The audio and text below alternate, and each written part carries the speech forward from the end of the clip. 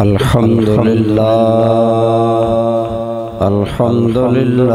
रब्बिल आलमीन वस्सलातु वस्सलामु अला सय्यिदिल अंबिया व खातमिन नबिय्यीन व अला आलिहि व अस्हाबिहि अजमईन। अम्मा बाद फ़अऊज़ु बिल्लाहि मिनश शैतानिर रजीम। बिस्मिल्लाहिर रहमानिर रहीम। सुब्हानल्लज़ी अस्रा बिअब्दिही लैलन मिनल मस्जिदिल हराम इलल मस्जिदिल अक़सा अल्लज़ी बारकना हौलहु लिनुरियहु मिन आयातिना इन्नहु हुवस्समीउल बसीर। सदक़ल्लाहु मौलानल अज़ीम। सदका व बल्लगना रसूलुहुन नबियुल उम्मियुल करीम। अल्लाहुम्मा सल्लि अला सय्यिदिना व मौलाना मुहम्मदिन व अला आले सय्यिदिना व मौलाना मुहम्मदिन व बारिक व सल्लिम अलैहि।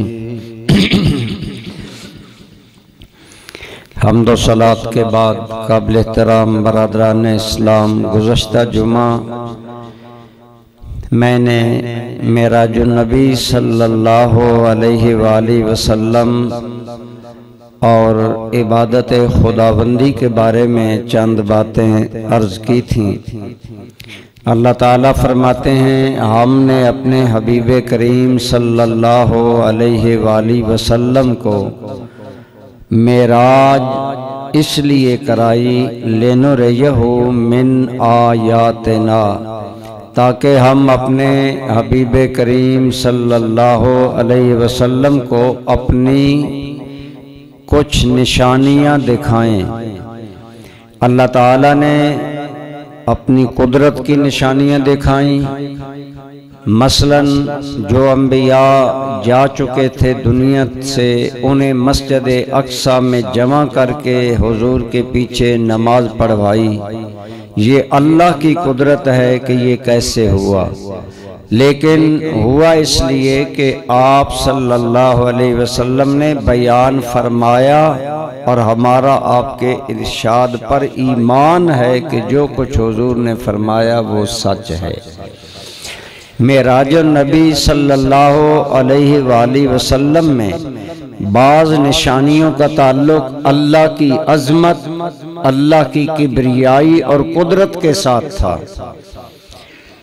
मसलन आप सल्लल्लाहु अलैहि वालैहि वसल्लम ने जब मेराज बयान की तो मक्का वाले जानते थे कि आप कभी मस्जिद अक्सा नहीं गए, लिहाजा उन्होंने कहा कि अगर आप वाकई मस्जिद अक्सा गए हैं तो फिर बताएं मस्जिद अक्सा कैसी है, उसका माहौल कैसा है।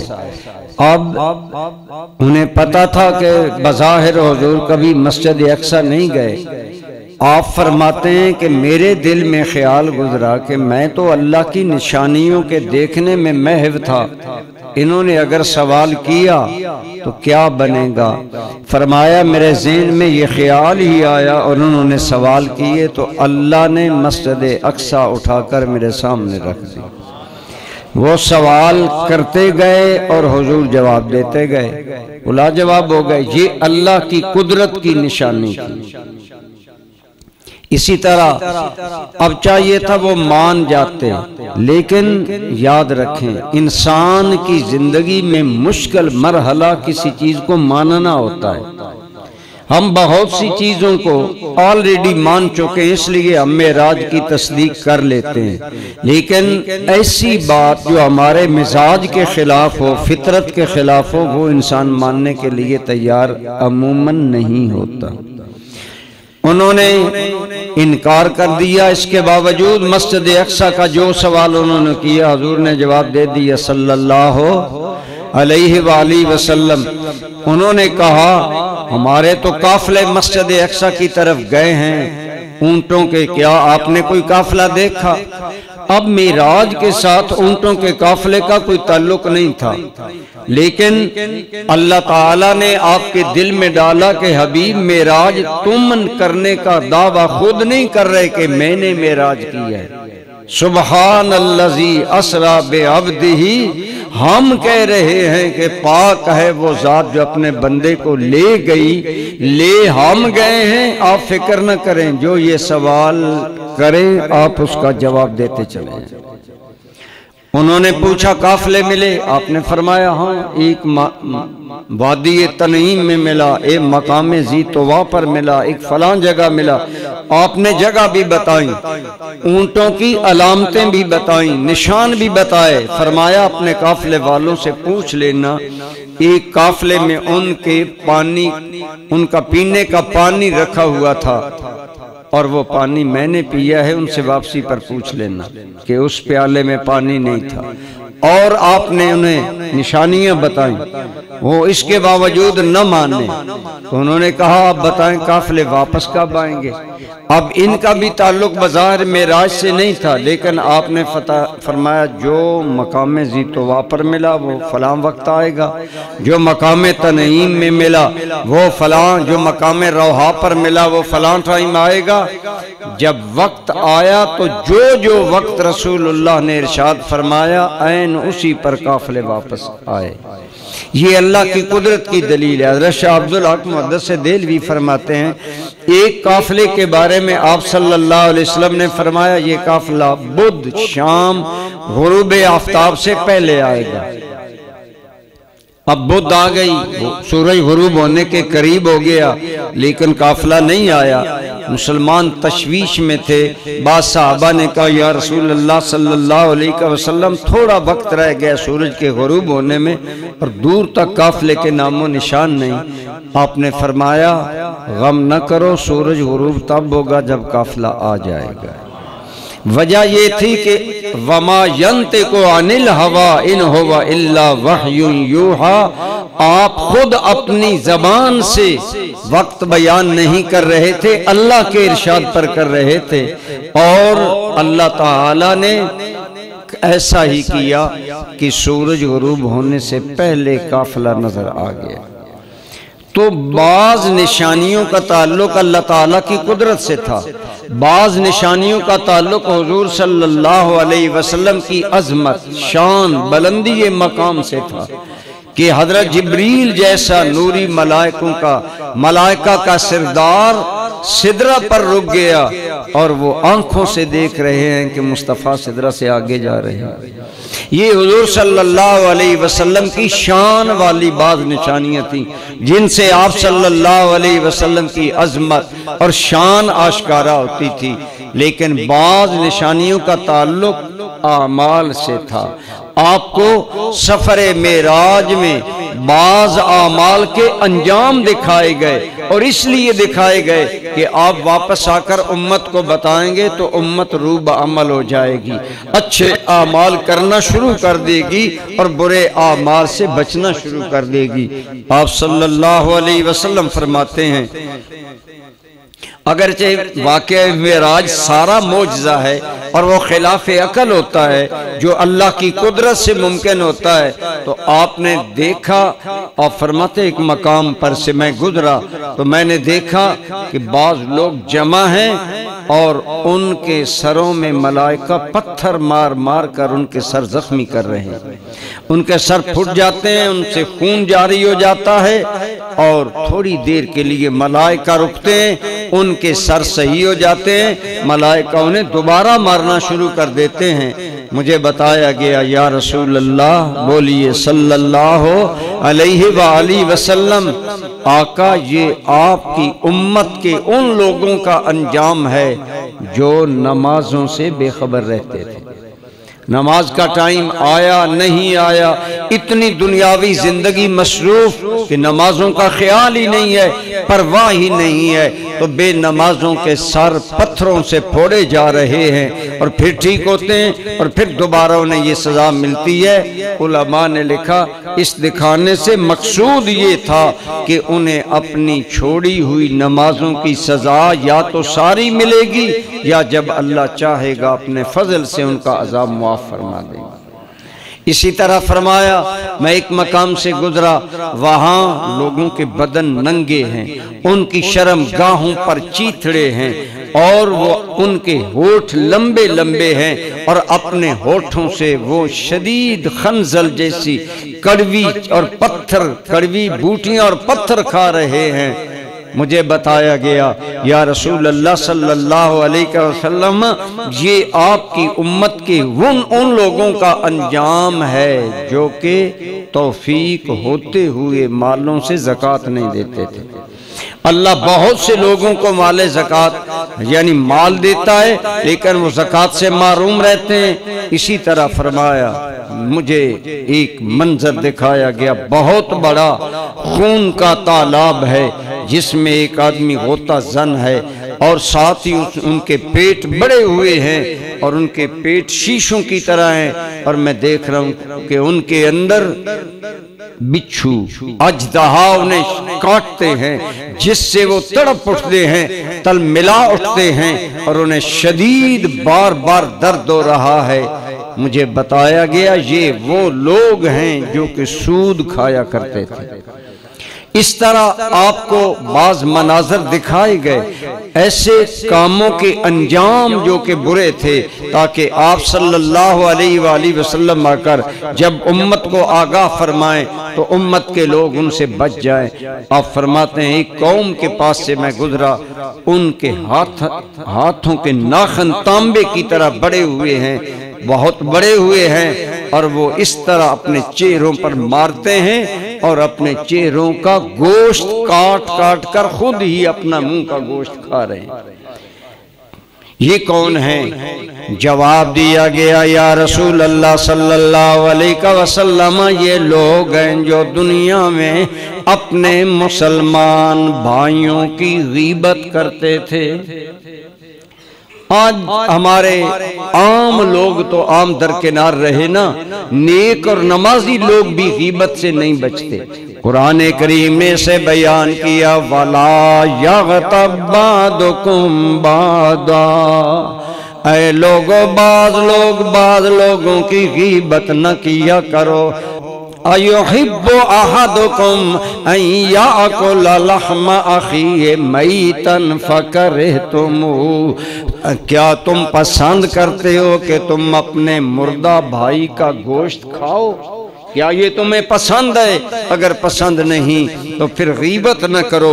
गोया कुरान करीम ने जो इरशाद फरमाया फिर उसका अंजाम रसूलुल्लाह को शबे मेराज दिखाया गया कि उन लोगों के नाखन बड़े हुए हैं और वो अपने आज गीबत, महज गीबत की वजह से मुआशरे में कितनी नफरतें हैं, कितनी दूरियां हैं। अगर मुंह पर बंदा है तो हमारा अंदाज़े गुफ्तगू और होता है और पसे पुष्ट किसी भी बंदे के बारे में हमारा अंदाज और होता है, ये भी गीबत के दायरे में आता है। इसलिए इससे बचना चाहिए। इसी तरह आप सल्लल्लाहु अलैहि वसल्लम आप फरमाते हैं, एक कौम पर मैं गुजरा, मैंने उन्हें देखा, उनके होंठ बड़े हुए हैं और उन्हें जहन्नम की कैंचियों से काटा जा रहा है। जवाब मिला, या रसूल अल्लाह सल्लल्लाहु अलैहि वसल्लम, ये आपकी उम्मत के वो खतीब हैं जो उम्मत में फितने बर्पा करते थे। आज बहुत से ऐसे गुफ्तगू करने वाले लोग हैं, बहुत से ऐसे खतीब हैं जो मुआशरे में आग लगाना और खा आग लगे या न लगे, उन्हें अपनी महज शोहरत से होता है वाह वाह दाद, और वो अपना हल्का ताल्लुकात बढ़ाते हैं, अपने वीवर बढ़ाते हैं और बातें ऐसी करते हैं जिससे उम्मत में फितना, उम्मत में इख्तिलाफ और उम्मत में टकराव पैदा होता है। फरमाया ऐसे लोगों को मैंने देखा कि उनकी ज़बानें जहन्नम की कैंचियों से काटी जा रही हैं। कोई भी फितना, वल फितना तो अशद्दो मिनल कत्ल, कुरान कहता है फितना कत्ल से बुरी चीज है। किसी भी मुआशरे में अब एक खतीब जबान से फितना पैदा करे उसे इतनी बड़ी सजा मिलती है। अगर एक अवामी मुआशरे में कोई बंदा फितनों का क्रिएटर है, फितने पैदा करता है और फितना बाज है और फितने डालना उसकी फितरत में शामिल है, ऐसे लोग भी क़यामत के दिन अल्लाह की बारगाह में अजाब की जद में होंगे। लिहाजा कोशिश करनी चाहिए कि ऐसी कोई गुफ्तगू, ऐसा कोई अंदाज़े हयात ना अपनाया जाए जिससे दो भाइयों के दरमियान या दो कबीलों के दरमियान या लोगों के दरमियान फितना पैदा हो।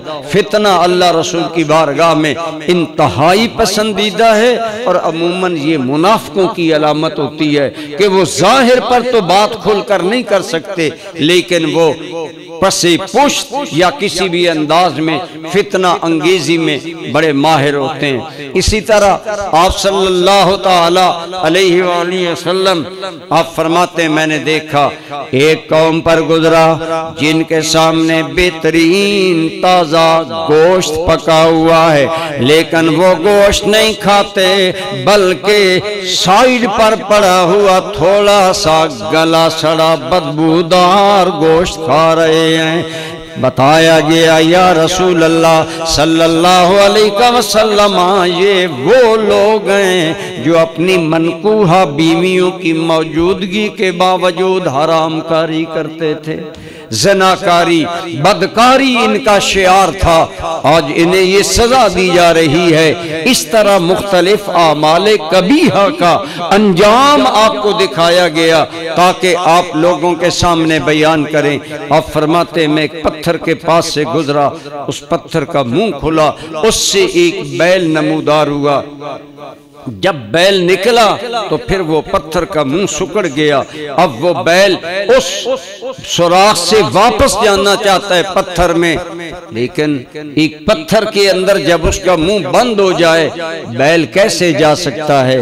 तो अर्ज किया गया या रसूल अल्लाह सल्लल्लाहु अलैहि वसल्लम, ये उन लोगों की मिसाल है जो लोग के मुंह पर जो बात आती है करते चले जाते हैं। ये ज्यादा गुफ्तगू और बेमकसद गुफ्तगू की मिसाल है कि बाज बातें इंसान मुंह से निकाल देता है लापरवाही में, सोचता नहीं मेरी इस बात का अंजाम क्या होगा, ये नहीं सोचता मेरी ये बात करने के बाद इसका मुआशरे पर असर क्या होगा। जो बात आई वो करता चला गया। लेकिन कुरान करीम में आता है जब कोई भी कौल तुम मुंह से निकालते हो तो कल अल्लाह की बारगाह में उसकी जवाबदेही होगी, उसके बारे में तुम्हें जवाब देना होगा कि तुमने वो बात क्यों की है। और खसूसन ऐसी बातें जिनका ताल्लुक हकीकत से नहीं होता। आज मोबाइल और इंटरनेट के जरिए हम जो कुछ कर रहे हैं और जितनी ज्यादा बातें करने की हमें आदत है, ये इनका अंजाम ऐसा ही होता है। क्योंकि जो आदमी ज्यादा बातें करता है, अमूमन इंसान कमजोर है, उसके मुंह से ऐसी बातें निकल जाती हैं जो कि अंजाम के एतबार से अच्छी नहीं होती। तो उनका अंजाम दिखाया गया कि वो बंदा चाहेगा काश मैंने ये बात मुंह से न निकाली होती। जैसे वो बैल सुराख से अंदर वापस जाना चाहता है, नहीं जा सकता, ऐसी जो बात मुंह से निकल गई वो वापस नहीं जाएगी। आज कितनी बातें हैं जो करने के बाद इंसान पछताता है। लेकिन एक अरबी का मकूला है कि अहमक आदमी की जबान अकल से तेज होती है, लेकिन अकलमंद आदमी की जबान पर अकल गालब होता है, यानी जो बोलता है सोच कर बोलता है और अहमक आदमी बोलने के बाद सोचता है। दोनों बातों में फर्क है। आज हमारे मुआशरे में इन बातों पर तवज्जो नहीं दी जाती। बस इसी तरह अगर बोलने में ये है तो फेसबुक पर हम अपने जो मुख्तलिफ कमेंट्स करते रहते हैं, एक कोई भी मसला पेश हुआ हम उसे जानते हैं नहीं जानते हैं, हम दाखिल हो जाते हैं डिस्कस में, बास में, बयानबाजी में, बिलखुसूस दीनी मसाइल के बारे में जो कि सिर्फ उलमा के दरमियान डिस्कस होने चाहिए, लेकिन आम बंदा उन पर अपनी राय जनी शुरू कर देता है। पिछले सालों में आले सुन्नत के अकायद में बिगाड़ पैदा करने के लिए बाज नीम मुल्ला टाइप अल्लामा और सकालर लोगों ने कितने बड़े फितने पैदा किए, जिसकी वजह से उम्मत में एक इंतशार, एक खलफशार और बेचैनी रही। इसलिए आप सल्लल्लाहु अलैहि वसल्लम को ये चीजें बताई गई ताकि आपकी उम्मत इन चीजों से इज्तिनाब करे। आप फरमाते एक जगह से मैं गुजरा, एक आदमी एक लकड़ियों का गट्ठा बना रहा है, उसे उठाना चाहता है, उठता नहीं है, लेकिन और लकड़ियां उस पर लाद देता है। फरमाया मुझे बताया गया ये उस आदमी की मिसाल है जिसे मुआशरे में कोई जिम्मेदारी दी गई उसे वो भी नहीं अदा करता और उल्टा नई जिम्मेदारियां अपने जिम्मे ले रहा है। दुनिया में कोई भी जिम्मेदारी इंसान कबूल करता है, किसी जिम्मेदारी पर मुलाजमत करता है, तनख्वाह लेता है, उजरत लेता है, वो पूरी नहीं करता। कल क़यामत के दिन तो यौमुल अदल है, हर चीज के बारे में पूछा जाएगा। इसीलिए हमारे अकाबर जब एक बात देखते तो फरमाते मैं इसके तकाजे पूरे नहीं कर सकता। खुलफाए अब्बासिया ने हजरत इमाम अबू हनीफा को चीफ जस्टिस का ओहदा पेश किया। किसी मुल्क का चीफ जस्टिस कौन नहीं बनता, इमाम साहब ने कबूल नहीं किया। उस जालिम हाकिम ने आपको बुलवाया और बुलाकर कहने लगा आप ओहदा कबूल क्यों नहीं करते? आपने फरमाया कि मैं इसके अहल नहीं। वो कहने लगा तुम आप गलत कहते हैं, आप तो अहल हैं। आप अपने वक्त के उलमा में से आप बरसर आबुर्दा आलिम थे जिनकी फकाहत बसारत अल्लाह ने इतनी दी थी कि उलमा हैरत ज़दा हो जाते थे इमाम अबू हनीफा के इल्म पर, फरास्त पर, फकाहत पर, अक्लमंदी पर। आपने फरमाया अगर तू सच्चा है फिर भी मैं चीफ जस्टिस बनने के काबिल नहीं, काजी उल कुज़ात बनने के काबिल नहीं। अगर मैं सच्चा हूँ फिर भी मैं बनने के काबिल नहीं। अगर मैं सच्चा हूँ तो मैं कहता हूँ मैं अहल न हूँ, लिहाजा मैं नहीं बनने के काबिल। और अगर तुम सच्चे हो कि मैं झूठ बोल रहा हूँ तो झूठा आदमी कैसे चीफ जस्टिस बन सकता है? उस आदमी को आप क्यों काजियों और आदलों के ऊपर सिरदार बनाता है? लिहाजा आपने वो ओहदा कबूल नहीं किया, और कबूल इसलिए नहीं किया कि उसके अंदर अदल करना मुमकिन नहीं था। आज हम जिम्मेदारियां ले लेते हैं लेकिन उनको पूरी नहीं करते। तो फरमाया इसी तरह जहां बुरे आमाल का अंजाम दिखाया गया वहां नेक आमाल के अंजाम भी आपको शबे मेराज दिखाए गए ताकि उम्मत के अंदर नेकी का जज्बा परवान चढ़े। आप सल्लल्लाहु अलैहि वसल्लम फरमाते हैं एक मकाम से मैं गुजरा तो मैं देखा एक फसल बहुत खूबसूरत जवान फसल है, यानी परवान चढ़ी हुई है, और उसके काटने वाले बड़े जल्दी से उसको काट रहे हैं। लेकिन उस फसल में अजीब हैरत ये है कि वो काटना शुरू करते हैं अभी अपने इख्तिताम को, आखिरी याद को नहीं पहुंचते कि फसल पीछे से फिर जवान हो जाती है। फरमाया गया आज हमारी दुनिया में फसलें ऐसी होती, काटते हैं 3 माह बाद, 4 माह बाद, 6 माह बाद दोबारा फसल जवान होती है, लेकिन वो फसल है कि अभी वो काटने वाले अपने आखिरी किनारे नहीं पहुंचते कि फसल फिर जवान हो जाती है। आपने पूछा तो अर्ज की गई या रसूल अल्लाह सल्लल्लाहु अलैहि वसल्लम ये मिसाल है आपकी उम्मत के उन लोगों की जो अपना माल जिहाद में कारे खैर में सरफ करते हैं, जो अल्लाह का दिया हुआ माल नेक कामों में सरफ करते हैं, अल्लाह उन्हें इतना अजर देगा कि बार बार उन अल्लाह करीम उन्हें उनके दिए हुए माल का कामिल अजर अता फरमाएगा। जैसा कि कहा गया कि दुनिया में 10 गुना और आखिरत में 70 गुना। और आगे फरमाया वल्लाहु यर्ज़ुक़ु मन यशाअ बिग़ैर हिसाब। ये 70 वाली कैद तो आम है, लेकिन मेरे बंदे अगर तेरा खुलूस इससे भी ज्यादा होगा तो अल्लाह बिला हिसाब अता फरमाएगा। वो ये नेक काम करना, नेक काम में तवानाइयां सर्फ करना, अपना वक्त, अपनी सेहत, अपनी अकल, अपनी फिक्र, बसीरत नेक कामों में लगाना। नेक काम करते हुए आप जितनी सलाहियतें लगाते हैं अल्लाह उनको कामल दर्जे में अता फरमाएगा। फरमाया ये आपकी उम्मत की उन लोगों की मिसाल है जो अल्लाह का दिया हुआ नेक कामों में खर्च करते हैं। एक रिवायत में जिहाद के अल्फाज हैं, एक रिवायत में ओपन अल्फाज हैं कि नेक कामों में वो लोग अपना रुपया खर्च करते थे, अपनी आमदनी अल्लाह का दिया हुआ। इसी से ये मसला निकलता है जो मैंने दरमियान में जिक्र भी कर दिया कि सलाहियतें और वक्त नेक कामों में लगाने से अल्लाह जितना इंसान नेकी में वक्त सर्फ करेगा अल्लाह उससे कई गुना ज्यादा दर्जा अपने बंदों को अता फरमाएगा। इसी तरह आप सल्लल्लाहु अलैहि वसल्लम फरमाते हैं मैं जन्नत में दाखिल हुआ चाहता था। कई मरतबा मैंने आपकी खिदमत में अर्ज़ की। आप फरमाते हैं अंदर से एक बंदे के कदमों की आवाज आई कि कोई चल रहा है। मुझे बताया गया या रसूल अल्लाह सल्लल्लाहु अलैहि वसल्लम ये आपके गुलाम बिलाल हबशी के कदमों की आवाज है।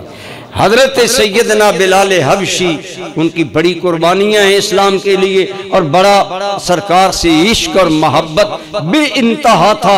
सरकार ने पूछा ऐ बिलाल तुम्हें ये मकाम कैसे मिला? तो हदीस पाक में आता है कि हजरत बिलाल कहने लगे या रसूल अल्लाह बोलिए सल्लल्लाहु अलैहि वसल्लम ऐ मेरे आका मुझे पता नहीं। अल्लाह रब्बुल आलमीन बेनियाज है, मालिक है, जो चाहे करे मुझे पता नहीं। अल्लाह को मेरा कौन सा अमल पसंद आया, लेकिन या रसूल अल्लाह सल्लल्लाहु अलैहि वसल्लम ये जरूर है कि मैं जब भी तहारत करता हूँ नमाज जरूर पढ़ता हूँ। गौसल करूं, वुजू करूं, तयम्मुम करूं, फौरन 2 रकात नमाज जरूर पढ़ता हूं। उलमा ने फरमाया ये इशारा है कि नफल तहियतुल वुजू हजरत बिलाल पढ़ा करते थे। अल्लाह ने इतना बुलंद दर्जा दिया, गोया उम्मत को बताया गया कि एक तो तहियतुल वुजू अदा किया करो, उनसे बंदे के दर्जात बुलंद होते हैं। ठीक है हर एक का दर्जा हजरत बिलाल के बराबर तो नहीं होगा, लेकिन अल्लाह दर्जे देगा। और दूसरी बात ये कि अगर इस उम्मत के नवाफिल पर एक आदमी आदत बना लेता है, और माशाअल्लाह यहाँ बहुत से लोग नमाजी बैठे हैं, मैं कई मर्तबा कहता हूँ तहियतुल वुजू की आदत डालें, जब भी तहारत करें तहियतुल वुजू पढ़ा करें। इसका बहुत बड़ा मकाम है और सूफिया तो इसे बड़ी अहमियत देते हैं।